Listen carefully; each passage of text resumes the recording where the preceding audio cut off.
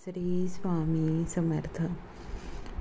आता पितृपक्ष सुरू होत आहे. या पितृपक्षामध्ये श्राद्ध पितृपक्षाविषयीच्या शंका समाधान आपण आजच्या या व्हिडिओमध्ये पाहणार आहोत. घरात कुळात चालू वर्षात एखादी व्यक्ती मृत झाली असल्यास महाले श्राद्ध करता येते का की नाही? मृत व्यक्तीचे 1 वर्ष पूर्ण झाल्याशिवाय महाले श्राद्ध करता येत नाही. घरात कुळात सवाशान मृत झाले असल्यास कोणत्या दिवशी श्राद्ध करावे? सवाशान व्यक्ती जर मृत होऊन 1 वर्ष पूर्ण झाल्यानंतर पितृपक्षात अविधवा नवमी भाद्रपद कृष्ण नवमी या दिवशी श्राद्ध करता येते. अविधवा नवमी बुधवारी आहे. ज्या पूर्वजांची तिथी पौर्णिमा असेल त्यांचे श्राद्ध कोणत्या दिवशी घालतात? पंचमी, अष्टमी, द्वादशी किंवा सर्व पितरे अमावस्येला पौर्णिमे दिवशी वारलेल्या व्यक्तींचे श्राद्ध घालता येते. ज्यांचा मृत्यू हा घातपाताने झाला असेल किंवा आत्महत्या केली असेल त्यांचे श्राद्ध कोणत्या तिथीस घालावे? असे आपल्याला असंख्य प्रश्न आहेत. त्याचे उत्तर आपल्याला आजच्या या व्हिडिओच्या माध्यमातून नक्कीच मिळतील. शास्त्रदही श्राद्ध म्हणजे भाद्रपद कृष्ण चतुर्दशी या तिथीस घालावे. संन्यासी किंवा घर सोडून गेलेल्या व्यक्तींचे श्राद्ध कोणत्या तिथीस घालावे? अशा व्यक्तींचे श्राद्ध भाद्रपद कृष्ण द्वादशीला घालतात. पितरांची तिथी माहीत नसल्यास कोणत्या दिवशी श्राद्ध करावे? भाद्रपद कृष्ण द्वादशी किंवा अमावस्या किंवा सर्व पितरे अमावस्येला या दिवशी सर्व पितरांचे ज्ञात श्राद्ध घालता येते. तसेच ब्राह्मणास हिरण्यदान व अमावस्या मागणाऱ्या स्त्रीला शिधादान करावा. त्याने आपल्याला कोणतेही दोष लागत नाही. हिरण्यदान हे सर्वात मोठं दान आहे जे आपण ब्राह्मणांना देतो. श्रद्धा ठेवावी. श्राद्ध घालताना नैवेद्य मंडल कसे घालावे? पाण्याचे गोल मंडल करून त्यावर नैवेद्याचे ताट मांडावे व अंगठ्याच्या बाजूने उलट्या दिशेने पाणी फिरवावे. आपण देवांना नैवेद्य दाखवते चौकोन करून करतो आणि पितरांना दाखवतो तेव्हा भरीव गोल करायचा आहे. अगोदर पितरांच्या सद्गतीसाठी कोणती सेवा करावी? पितृस्तुती, बाह्य शांती सूक्त, पितरतृष्टी कारक स्तोत्र वाचावे. तसेच दुपारी 12 वाजता एका पोळीवर थोडा भात, तूप, 5 ते 7 काळे तीळ घेऊन खालील मंत्र दक्षिणाभिमुख बसून 1 माळ जप करावा. दक्षिणेला तोंड करून हा मंत्र म्हणायचा आहे. त्या माळेचा स्पर्श त्या भातास करणे. त्यामुळे अघोर पितरांना देखील सद्गती लाभते. मंत्र असा आहे: माधव सोमाच्या धीना मदाय प्रत्नो होता विवासते वाम बहिर्ष्मती राती वीर शितागिरीशः यातम नास्यतो यो वाजो हे. मातामह श्राद्ध म्हणजे काय? त्याचा अधिकार कोणाला असतो? नवरात्रीच्या पहिल्या दिवशी मातामह श्राद्ध म्हणजे आईच्या वडिलांचे श्राद्ध दोहित्र असते. त्याचे वडील जिवंत आहेत व आजोबा म्हणजे आईचे वडील जिवंत नाहीत अशा मुलांना दोहित्राचा अधिकार असतो. ज्या स्त्रियांच्या माहेरी भाऊ किंवा कोणीही पुरुष नाही त्यांच्यासाठी आजोबा गेल्यानंतर 1 वर्षानं दोहित्र करण्यास सुरुवात करावी. स्वतःचे वडील गेल्यास दोहित्र करू नये. दोहित्राचा अधिकार नातवास 3ऱ्या वर्षापासून येतो. हे दोहित्र श्राद्ध पूर्ण स्वयंपाक करून करणे अधिक इष्ट होय. पितृपक्षात पारायण करता येते का? तर हो, पितृपक्षामध्ये पारायण करता येते. पितृपक्षामध्ये कोणत्याही ग्रंथाचे आपण पारायण करू शकतो.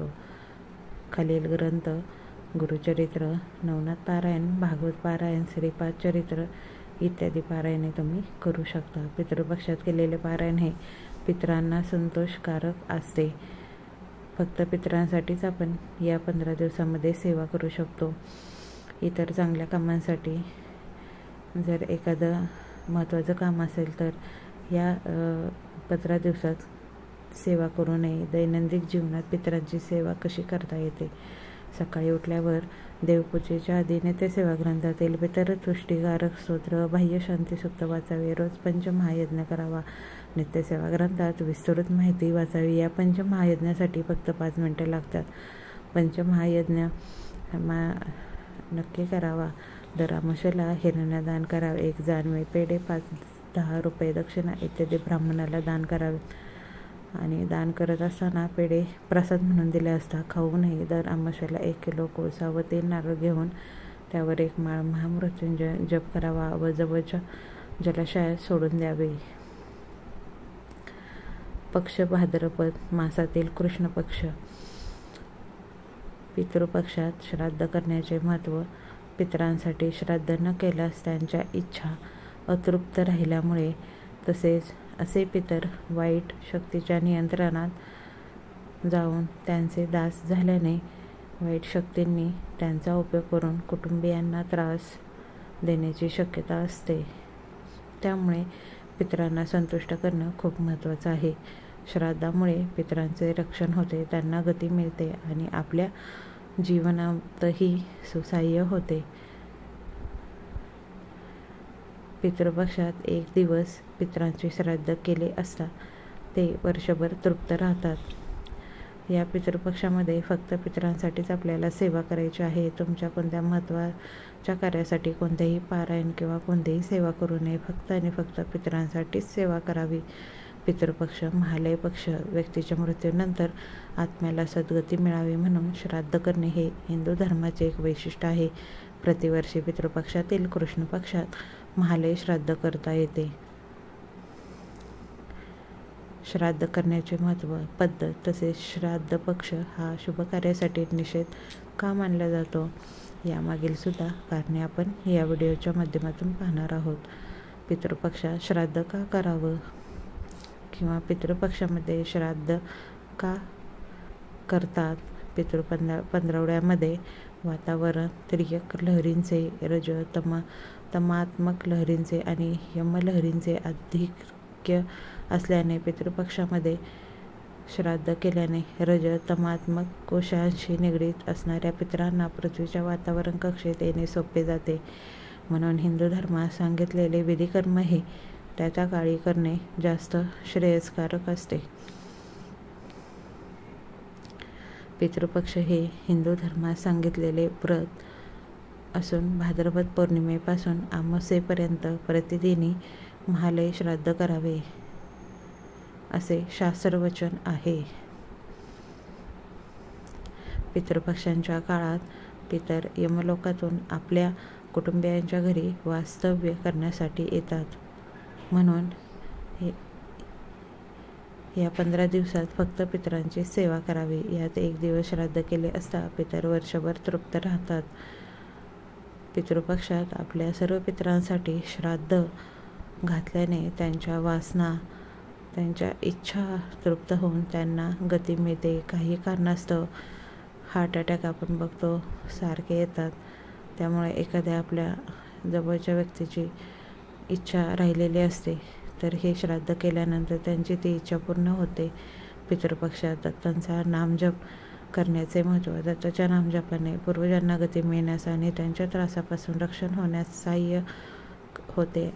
असे केल्याने सहाय्य होत असल्याने पितृपक्षामध्ये प्रतिदिनी दत्ताचा न्यूनतम 72 माळा नामजप करावा. 72 नाही जमला तर 11 माळी तर नक्कीच करावा. तिथी श्राद्धाचे नाव कोणासाठी?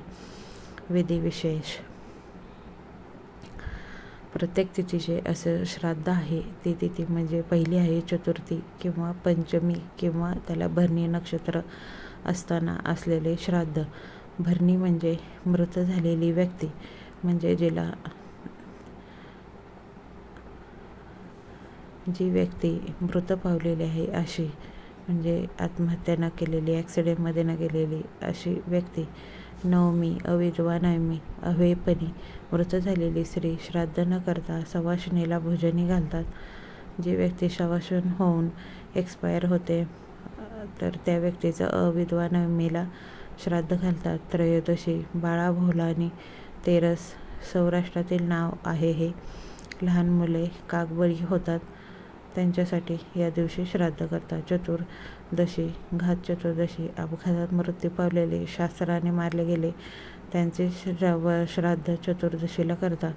श्राद्ध करण्याची पद्धत: भाद्रपद प्रतिपदेपासून अमावास्येपर्यंत प्रतिदिनी महालय श्राद्ध करावे असे शास्त्रवचन आहे. पण ते शक्य नसल्यास ज्या तिथीला आपल्या पिता मृत झाला असेल त्या दिवशी या पक्षात सर्व पितरांच्या उद्देशाने महालय श्राद्ध करण्याचा परिपाठ आहे आणि तो आपण नक्कीच केला पाहिजे. ज्यांना आपल्या जीवनामध्ये पुढे जायचं आहे, ज्यांना आपल्या कामात यश पाहिजे आहे, त्यांनी पितरांना नक्कीच तृप्त केलं पाहिजे.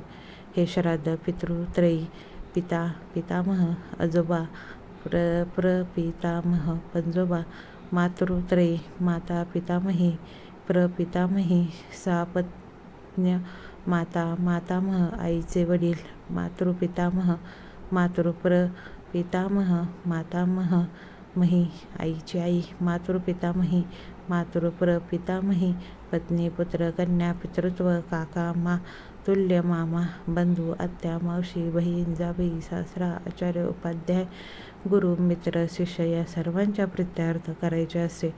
जे कोणी जिवंत असतील ते वगळून इतरांच्या नावाचा उल्लेख करतात. देवांच्या स्थानी जागी धुरीलोचन संज्ञक विश्वे देव घ्यावे. शक्य असल्यास देवांकरता 2-4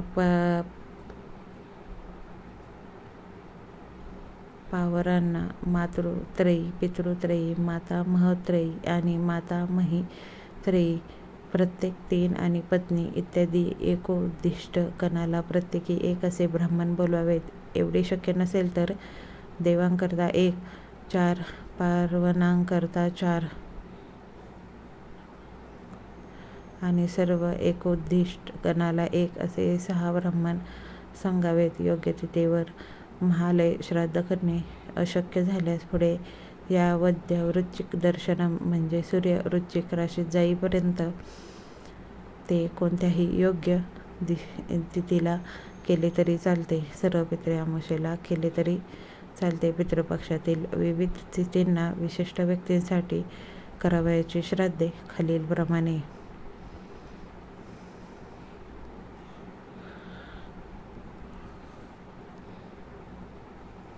टिप सर्वात महत्त्वाचं आहे हे: पितृपक्षातील भरणी नक्षत्रावर श्राद्ध केल्यास, गयेला जाऊन श्राद्ध केल्यास जेवढे फळ मिळते तेवढे फळ मिळते. शास्त्रानुसार भरणी श्राद्ध हे 1 वर्षानंतर करावे. वर्षश्राद्धापूर्वी सपिंडीकरण केले जाते. त्यानंतर भरणी श्राद्ध केल्यास मृतांच्या आत्म्याची प्रेत योनीतून सुटका होण्यास सहाय्य होते. हे श्राद्ध प्रत्येक पितृपक्षात करावे.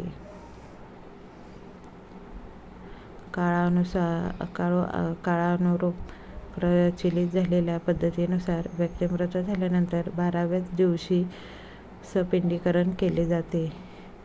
त्यामुळे काही शास्त्रकारांच्या मते व्यक्ती मृत झाल्यानंतर त्या वर्षी येणाऱ्या पितृपक्षामध्येच भरणी श्राद्ध केले तरी चालते.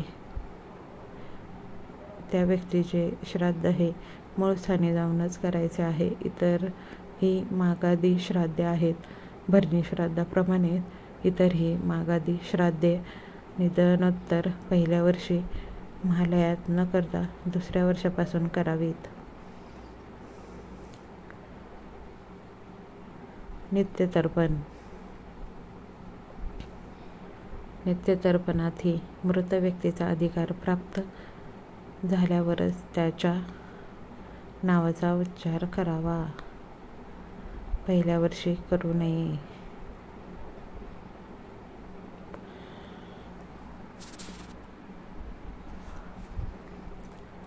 पक्ष 15वडा पितृपक्ष सर्व कामास निषेध का असतो?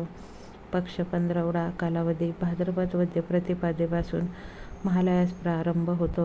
पण भाद्रपद अमावास्येला म्हणजे सर्व पितृ अमावास्येला महालयांची समाप्ती होते. होत नाही. महालयाची समाप्ती सूर्य तुला राशीतून नृत्य केला गेल्यावरच होते. म्हणून महालयाचा जवळजवळ 2 मासांचा कालावधी अशुभ किंवा निषिद्ध मानावा लागेल. त्यामुळे कोणतेही शुभकार्य करू नये. महत्त्वाचं म्हणजे विवाहाच्या प्राथमिक सिद्धतेसाठी हा काळ निषिद्ध नसणे.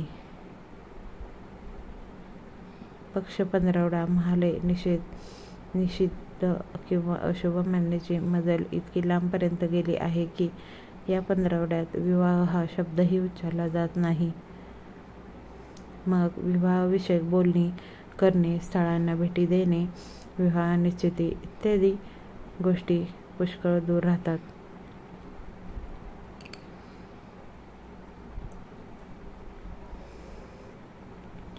प्राथमिक सिद्धता इत्यादी कोणत्याही गोष्टींसाठी पक्ष 15वडा आड येत नाही. पक्ष 15वड्याच्या दुराव्याने संबंध पिशाचे इत्यादी पाप योनीशी जातो. पण परिस्थिती अगदी उलट असते. निधन झालेल्या व्यक्तीची प्रेतत्व निवृत्ती वर्षभर होत नसल्यामुळे निधनोत्तर येणाऱ्या पहिल्या महालयात त्यांना स्थान असत नाही. भरणी श्राद्ध. पहिल्या वर्षी भरणी श्राद्ध केल्याने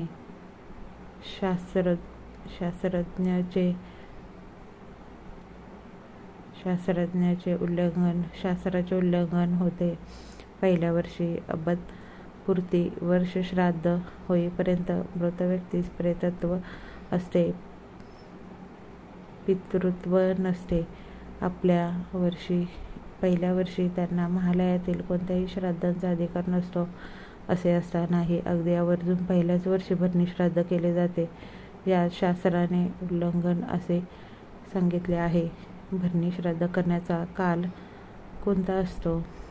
पहिल्या वर्षानंतर भरणी श्राद्ध अवश्य करावे. वास्तविक ते प्रतिवर्षी करावे अशी शास्त्रानुसार महती आहे. पण दुराग्रहाने ते एकदाच करणाऱ्यांनी निदान ते पहिल्या वर्षी तरी करू नये.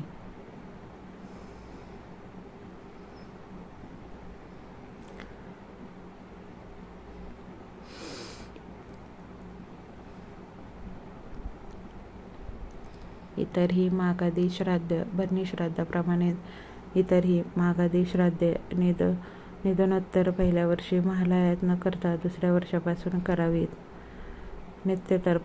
नित्यतर्पणातही मृत व्यक्तीचा अधिकार प्राप्त झाल्यावरच त्याच्या नावाचा उच्चार करावा. पहिल्या वर्षी करू नये.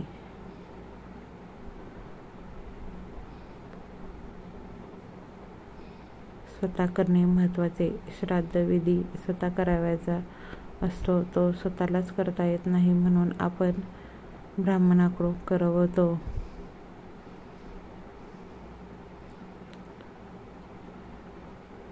आता श्राद्ध करणारे ब्राह्मणी मिळेनासे झाले आहेत. यावर उपाय म्हणून श्राद्ध संकल्प विधीच्या पोथ्या मिळतात, त्या आणून प्रत्येकाने श्राद्ध संकल्प विधी पाठ करावा.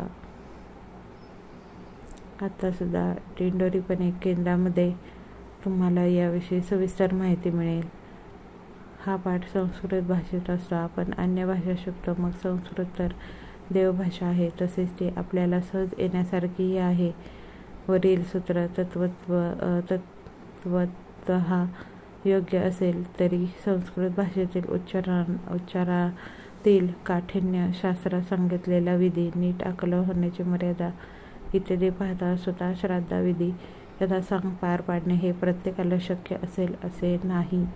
म्हणून अंशाने ब्राह्मण करवी आणि ब्राह्मण न मिळाल्यास एखाद्या जाणकारांकरवी श्राद्धविधी करण्यास आडकाठी नाही. श्राद्धविधी होणे हे अधिक आवश्यक आहे.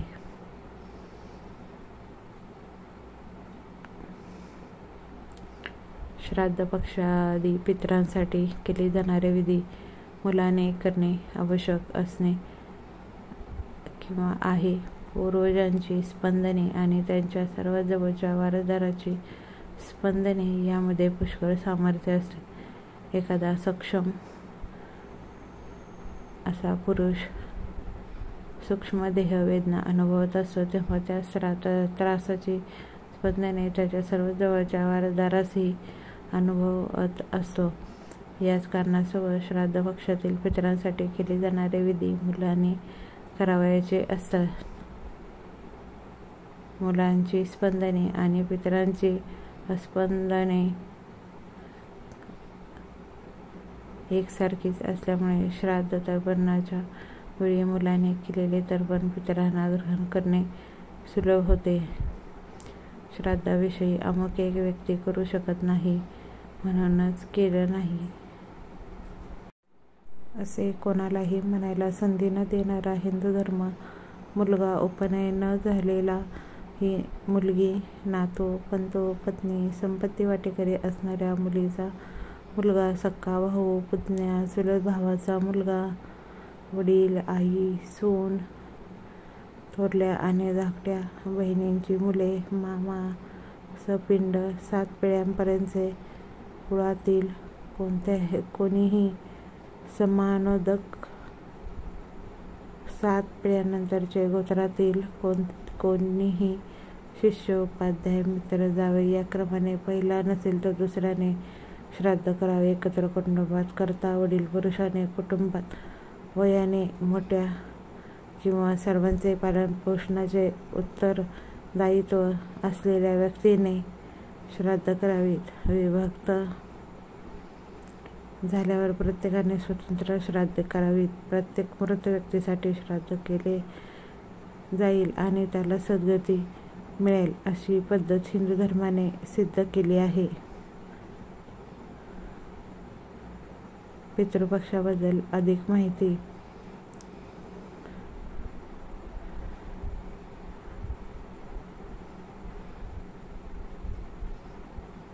सामान्यांना एच प्रकारचे श्राद्ध माहीत आहे, पण श्राद्धांचे अनेक प्रकार आहेत. नित्यश्राद्ध यासाठी दररोज केवळ जलाचाच वापर करावा.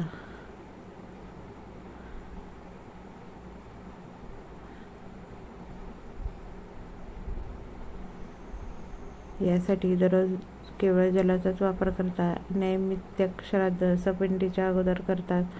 काम्य श्राद्ध आपली जी कामना इच्छा असेल ती तडीस जाण्यासाठी हे श्राद्ध करतात.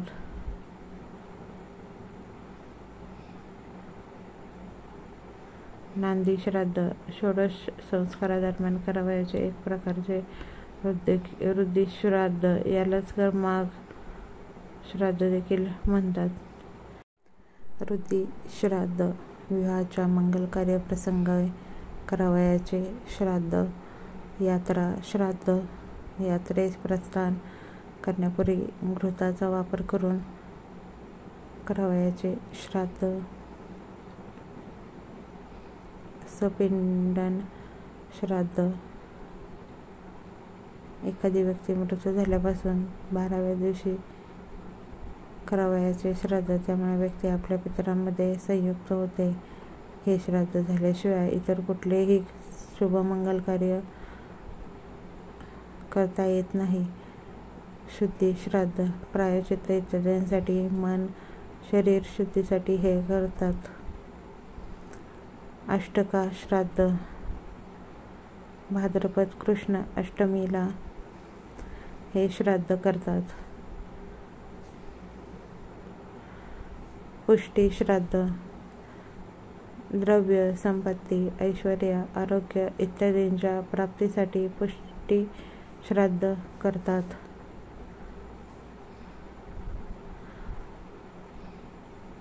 पावर्ण श्राद्ध दरवर्षी करावयाच्या श्राद्धाला पावर्ण श्राद्ध म्हणतात. अमावस्या, चतुर्दशी, अष्टमी व संक्रांती पर्वावर करावयाच्या श्राद्धातही पावर्ण श्राद्ध म्हणतात. गोष्टी श्राद्ध विद्वान व ब्राह्मण समुदाय एकत्र करून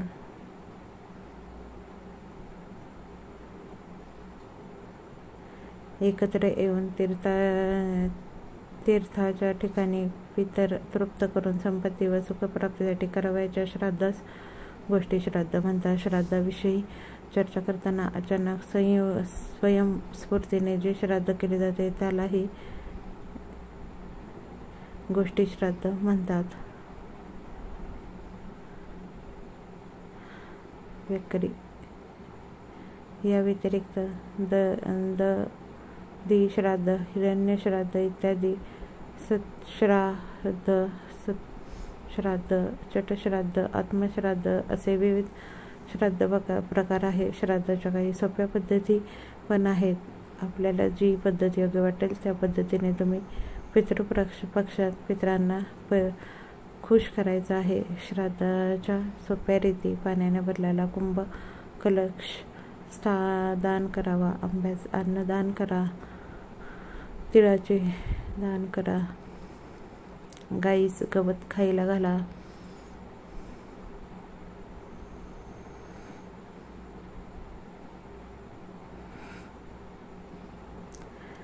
गाईच गवत घालणे, श्राद्ध तिथीस उपोषण उपास करा, श्राद्ध विधीचे वाचन करा, दक्षिणाभिमुख बसून पितरांचे मनपूर्वक श्राद्धेने समर्पण करा. स्वतःच्या आठवणीने डोळे आपोआप ओले होतात. हे होऊ द्या. त्यामुळे तुमचे पितृ किती तुमच्याजवळ आहेत ते तुम्हाला नक्कीच उमजेल. नित्यसेवा ग्रंथात दिलेले पितृतुष्टीकारक स्तोत्र वाचावे.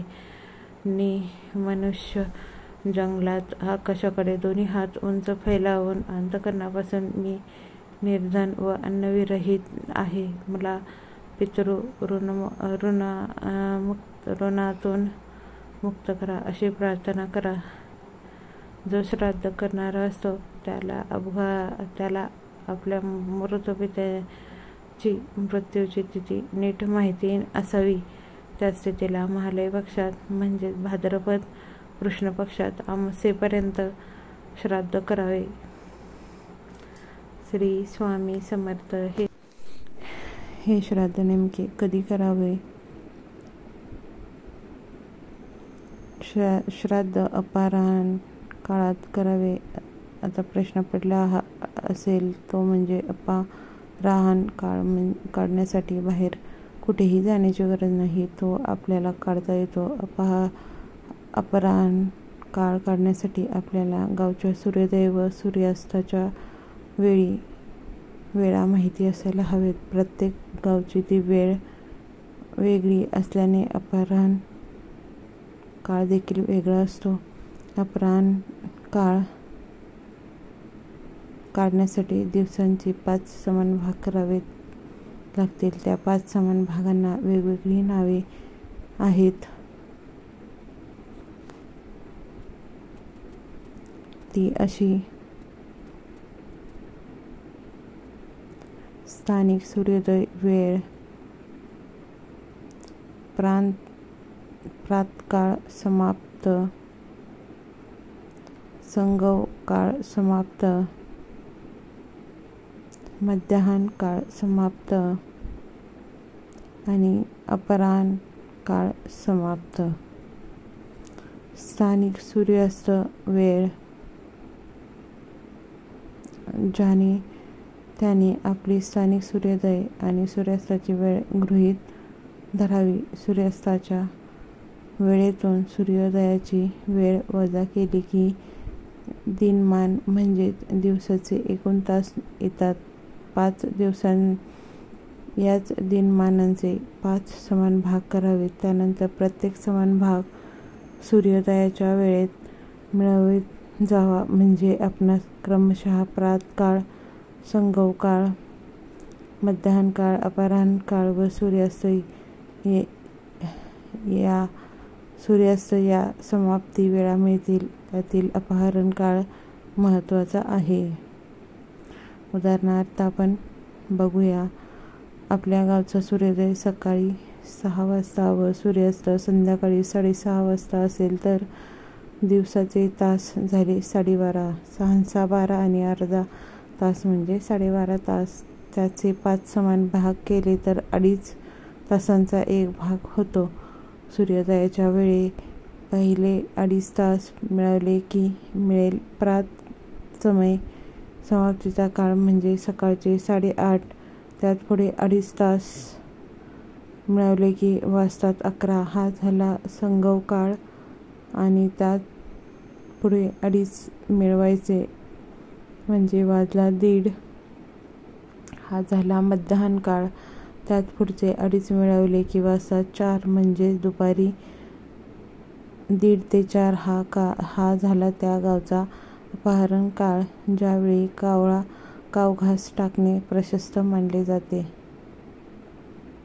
कावघास टाकण्यासाठी मध्याह्न काळ समाप्ती वेळेपासून अपहरण काळ समाप्तीपर्यंतच्या काळा प्रशस्त असतात. श्राद्ध म्हटले की लोकांना अनेक प्रश्न पडतातच.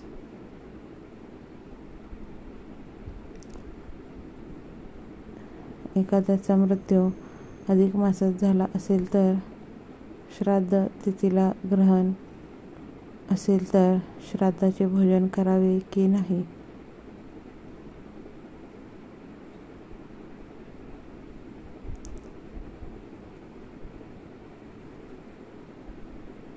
जिथे प्रश्न आहे तिथे उत्तर आहे. एखाद्याचा मृत्यू अधिक मासात झाला असतो, पण तरी त्यांचे वर्षश्राद्ध मात्र अधिक मास ज्या महिन्यात असेल त्या नेहमीच्या महिन्यातच करावे. ग्रहण काळात श्राद्ध येत असेल तर ग्रहण वेदाच्या काळात हिरण्य श्राद्ध करावे. माता पिता जिवंत असताना इतर ठिकाणी श्राद्धाचे भोजन करावयास जायला कोणतीही हरकत नसते, परंतु श्राद्धाचं जेवण जेवू नये, त्याने दोष लागतात. श्राद्धावेळी साधू संन्यासी योगी पुरुषांना भोजन दिल्यास पितर अधिक संतुष्ट होतात. अनेकांना श्राद्धाच्या वेळी गोत्र माहीत नसते, मग त्यांनी श्राद्ध करताना कश्यप गोत्र उच्चारावे. अनेकांना पितरांची नावे माहिती नसतात किंवा योमानाने आठवत नसतात. मग अशा वेळी पुरुष पितरांसाठी देवांची नावे घ्यावीत व स्त्री पितरांसाठी नद्यांची नावे घ्यावीत. गरुड पुराणातील 12व्या अध्यायात 70 व 71 क्रमांकाचा एक श्लोक आहे. तो असा आहे की, तस्मात् पुत्रेण कर्तव्य षोडशत्रयं भर्तृर्वा कुरुते पत्नी तस्याः श्रेयो हन्त अनन्तकं स्मपैरतस्य या पतुः कुरुते चोवर्धदेहिकं शयायां पाक्षिकं श्राद्धं सा सती पच्युते मया. याचा अर्थ असा आहे, ज्याला संतान नाही त्याने पती हयात नसताना स्वतः श्राद्ध केले तरी चालते. वडील हयात असताना पुत्राचे आजोबा पणजोबा त्यांच्यासाठी तीर्थश्राद्ध करायची इच्छा असेल तर त्याने त्यासाठी पित्याची परवानगी घ्यावी. पित्याच्या परवानगीशिवाय त्याने ते श्राद्ध करू नये. श्री स्वामी समर्थ. आपल्याला या पक्षामध्ये पडणाऱ्या विविध प्रश्नांची उत्तरं तुम्हाला नक्कीच या व्हिडिओतून मिळतील. श्री स्वामी समर्थ.